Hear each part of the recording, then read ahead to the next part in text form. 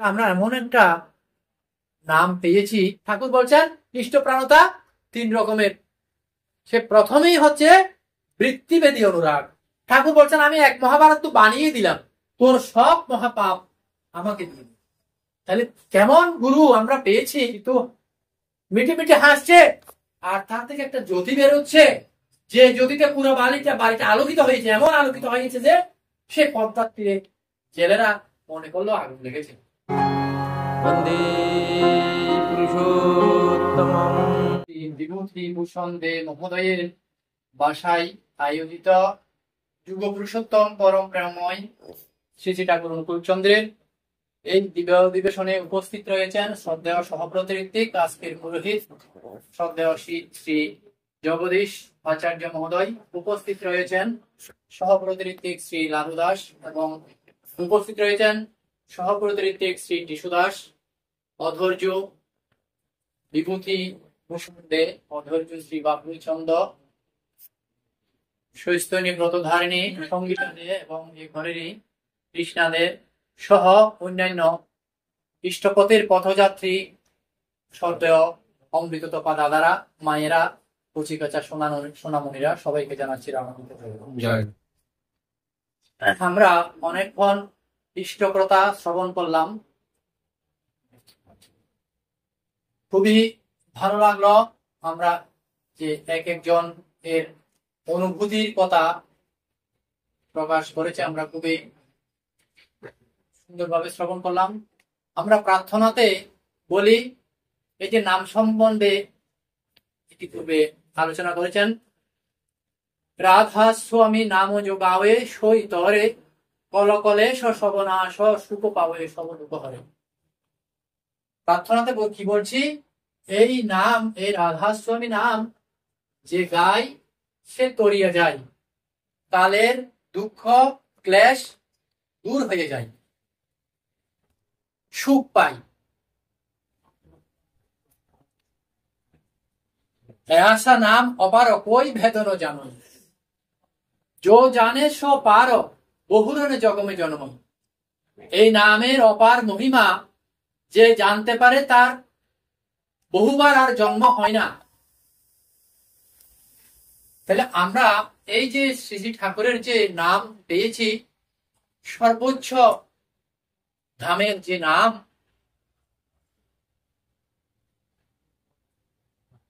রাধা স্বামী নাম যোগাবে সই তরে, এই নাম যে গায় সে তরিয়া যায়। তাহলে আমরা এমন একটা নাম পেয়েছি, পূর্বজন্মের পুণ্যের ফলে, সুকৃতির ফলে আমরা এই নাম পেয়েছি। শ্রীমদ্ ভগবদ গীতায় শ্রীকৃষ্ণ বলছেন 4th অধ্যায়ে, যদা যদা হি ধর্মস্য গ্লানির ভবতি ভারত অভ্যুত্থানম অধর্মস্য তদাত্মানং সৃজন্মহম পরিত্রাণায় সাধুনাং বিনাশায় দুষ্কৃতম ধর্ম সংস্থাপনার্থায় সম্ভাবামি হয়ে। শ্রীকৃষ্ণ বলছেন যে যখন ধর্মের গ্লানি হয়, অধর্ম বেড়ে যায়, তখন আমি পৃথিবীতে আবির্ভূত হই, দুষ্কৃতিকারীদের আমি বিনাশ করি, সাধুদের পরিত্রাণ করি আর ধর্মকে পুনঃসংস্থাপন করি।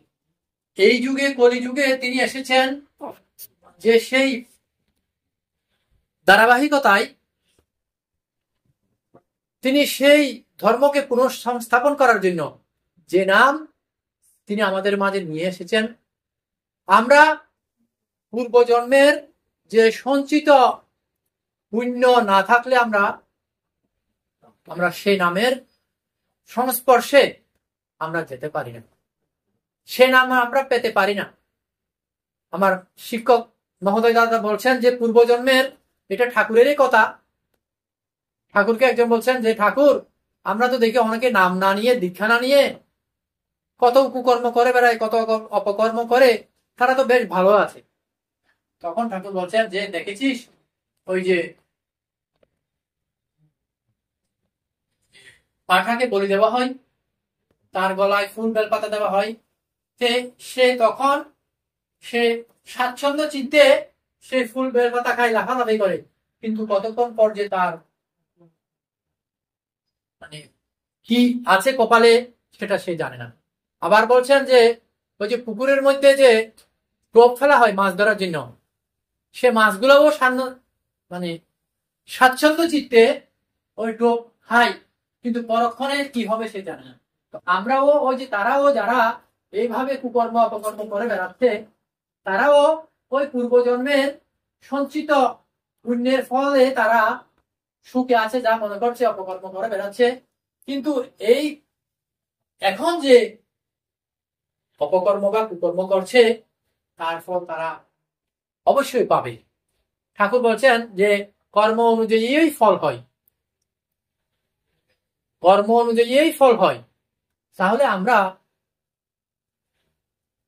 যারা ঠাকুরের নাম পেয়েছি, আমাদের উচিত ঠাকুরের যে দেওয়া বিধিবিধান আমাদের পরিপালন করা।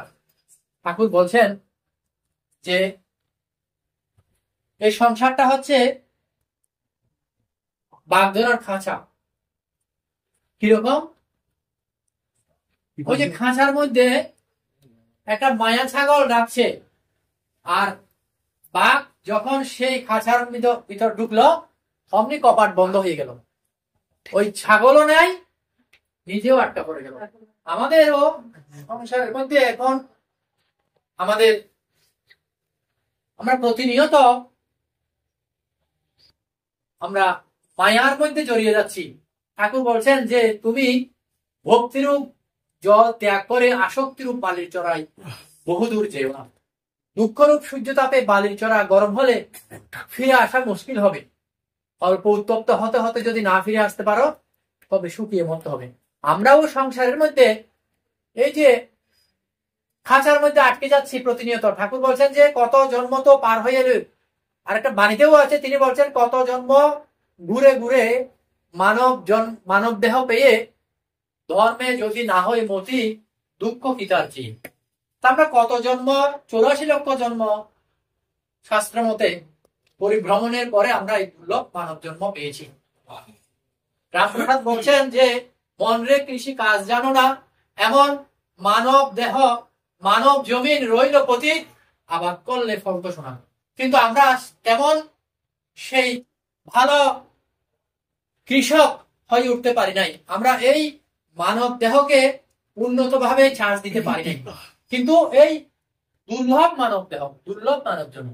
তাই রামপ্রসাদ গাইছেন যে মন রে কৃষি কাজ জানো না, এমন মানব জমিন রইল পতিত, আবাদ করলে ফল তো শোনা।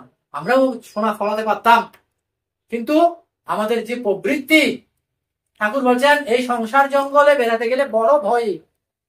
বাঘ ভালুক সাপ কত কি আছে। লোকে পথে চলতে, অন্ধকার পথে চলতে হাত তালি দিয়ে চলে, কেন জানিস? ও হাত তালি দিয়ে চললে ওই সাপ এরা পালিয়ে যায়। আবার হাত তালি দিয়ে হরিনাম করলে এরা বন্ধ হয়ে পড়ে, তখন এরা আর কামড়ায় না। আমাদেরও প্রতিনিয়ত আপনাদেরকে কামড়াচ্ছে, দংশন করছে আমাদের এই প্রবৃত্তি গুলা। ঠাকুর বলছেন অসীম যখন সসীম হয়ে ধরাতে লয় স্থান, বৃত্তি ভেদি টান হলে তুই দেখবি ভগবান। তো এই যে বৃত্তি প্রবৃত্তি, এগুলোকে যদি আমরা ভেদ করতে পারি তবেই আমরা ভগবানকে দর্শন করতে পারবো। তো এই যে ঠাকুর বলছেন ইষ্টপ্রাণতা 3 রকমের। সে প্রথমেই হচ্ছে বৃত্তিভেদী অনুরাগ। তারপর হচ্ছে কি, তারপরটা কিরকম? তারপরটা হচ্ছে যে আমার প্রবৃত্তির সাথে আমি যতটা খাপ খাই আমি ঠাকুরের নির্দেশ পালন করি। আরেকটা আছে সেটা নিম্ন স্তরের। সেটা কিরকম? সেটা আমার প্রবৃত্তিকে চরিতার্থ করার জন্য আমি আমার ইষ্টকে ব্যবহার করি। কিরকম ব্যবহার করি? ঠাকুরকে মনে মনে বলি, ঠাকুর আমার ওই কাজটা করে দাও। দেখি তুমি কত বড় ঠাকুর। যদি ঠিক ঠিক আমার কাজটা হয়ে যায় তবেই বুঝতে পারবো তুমি আমার ঠাকুর, তুমি বড় ঠাকুর। এরকম ঠাকুরকে আমার মনের প্রবৃত্তির কাজে ব্যবহার করার জন্য আমরা করবো। তাহলে সবচেয়ে ভালো হচ্ছে কোনটা?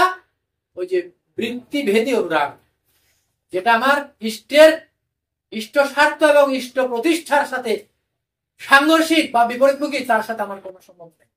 ঠাকুর বলছেন ইষ্ট স্বার্থ এবং ইষ্ট প্রতিষ্ঠা, এই দুইটা হলো একটা সাউথ পুল, একটা নর্থ পুল। এই ভব সমুদ্রের একটা উত্তর মেরু, একটা দক্ষিণ মেরু। আর এই দুইটা দিয়ে ম্যাপে ম্যাপে চলতে হয় জীবন পথে চলতে গেলে। আমাদের যেমন ঠাকুর বলছেন, যেমন ধরো একজন চুরি করে এনে ঠাকুরকে 5 লাখ টাকা দিল। ঠাকুর বলছেন এটা এটা দিয়ে তোমার ইষ্ট স্বার্থ প্রতিষ্ঠা হল, কিন্তু ইষ্ট প্রতিষ্ঠা হলো না। এটা যদি তুমি করো তাহলে তোমাকে বলবে ওকে বলবে অমুক চোরের গুরু। হ্যাঁ, তাহলে দেখুন এই যে ইষ্ট স্বার্থ আর ইষ্ট প্রতিষ্ঠা দুটাই ঠিক রেখে আমাদের ব্যালেন্সটা আমাদেরকে চলতে হবে। ঠাকুর আমাদের এই যে আমার দাদা বলেছেন, শিক্ষক দাদা সুধাংশু দাদা বলেছেন যে এই যে মহাভারতের কথা, ঠাকুর বলছেন আমি এক মহাভারত তো বানিয়ে দিলাম।